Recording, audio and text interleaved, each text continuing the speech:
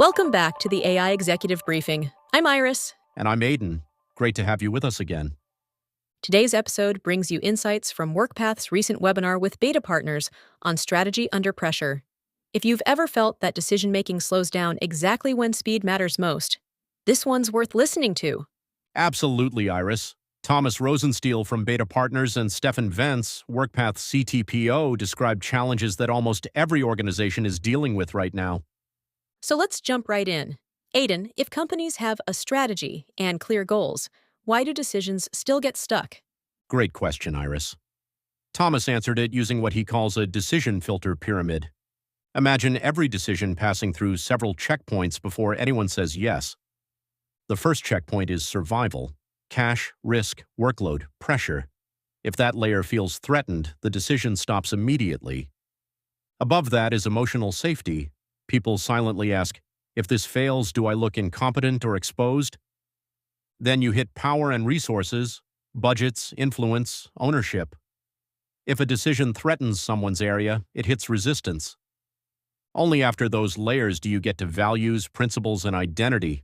So even when a decision makes perfect sense logically, it can still be blocked by any of the layers underneath. Which explains why so many leaders make airtight cases, and still nothing moves. The real blockers sit below the logic, right? Right. Without a strong decision frame, every decision becomes a negotiation. And that's when you see silos, turf battles, and the dreaded endless alignment loops. I remember Thomas also made another sharp point about how most companies don't fail at designing strategy, but at implementing it, especially under pressure. Exactly. Many organizations have decent strategy slides, but under pressure, implementation breaks down because teams don't share a real model for how strategy becomes day-to-day work. He described 3 patterns: companies that fall into chaos, companies that stay stable but slow, and the rare ones that adapt quickly while staying aligned. That idea of adaptive capability also came up a lot. Can you explain what that looks like in practice? It basically means a company can change course without losing alignment.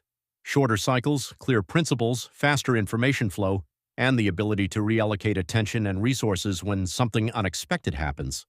Do you have a practical example? Yes. What Thomas mentioned was football. A team changes strategy at halftime when the situation demands it. The same logic applies to organizations. Makes total sense. But Steffen also added another layer, right? About how AI can support all that. Exactly. The focus was on 4 areas. First, turning strategy into actual goals. Teams often write task lists instead of outcomes.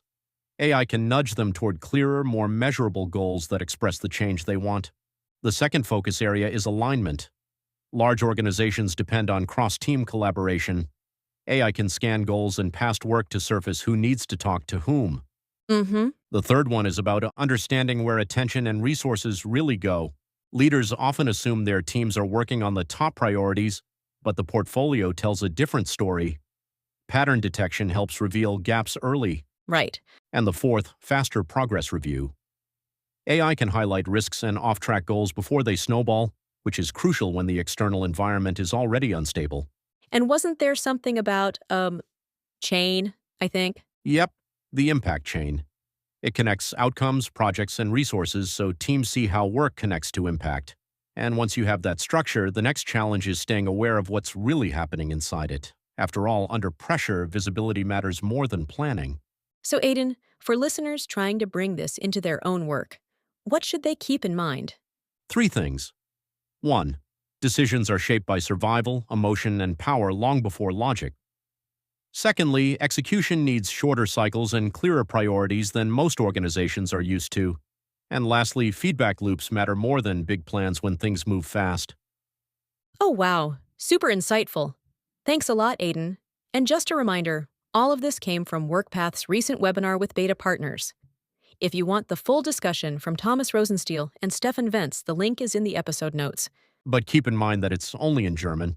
True, thanks for the heads up. And that's it for today's AI Executive Briefing. Thanks for listening. See you next time, and keep your strategy ready for pressure.